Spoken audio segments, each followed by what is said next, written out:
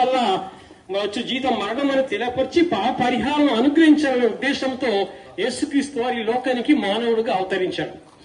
కనుక ఈ సమయంలో ఎవరు కూడా నోముల వల్ల, వ్రతాల వల్ల, జపతపాల వల్ల, పూజల వల్ల, పురస్కారాల వల్ల మానవునికి విమోచన కలగదు, విడుదల కలగదు, క్షమాపణ కలగదు, శాంతి కలగదు, నెమ్మది కలగదు. కానీ ఎప్పుడైతే నీ కొరకు నాపే వ్యక్తి మానవుడుగా అవతారం ఎత్తి మన అందరి పాపములు మనకు బదులుగా మన స్థానంలో ఆ శిక్ష, అవమానము నింద భరించారో, ఈ విషయాన్ని ఎవరైతే విశ్వసిస్తారో, నమ్ముతారో, ఆ వ్యక్తి యేసు ప్రభు అని నమ్ముతారో వారికి రక్షణ కలుగుతుంది.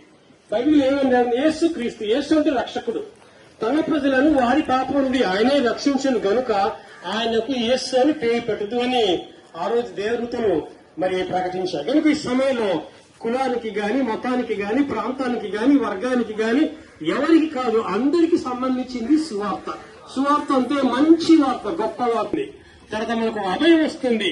అయ్యో నా పాపానికి పరిహారం అయింది, ఇంకా నాకు పర్వాలేదు, ఇంకపై నేను పాపం కూడా చేయకుండా జీవించాలనే నిర్ణయం ఎవరైతే తీసుకుంటారో, ఎవరైతే విశ్వసిస్తారో వాళ్ళ జీవితం నెమ్మది కలుగుతుంది.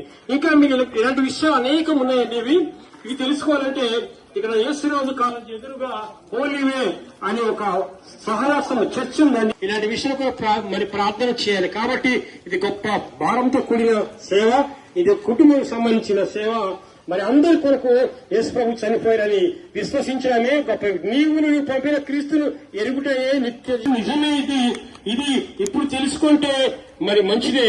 తెలుసుకోకపోతే ఒక రోజున మీకు ఏ దారి లేకుండా, ఏ గత్యంతరం లేక తప్పకుండా యేసే దేవుడు అని నమ్ముకునే రోజులు, పరిస్థితులు వస్తాయి. బైబిల్ రాగుంది, ప్రతి మోకాలు వంగును, ప్రతి నాలుక స్తుతించును. అందరూ నమ్మవలసిందే, అందరూ తెలుసు కూడా. మీకు స్తోత్రాలు.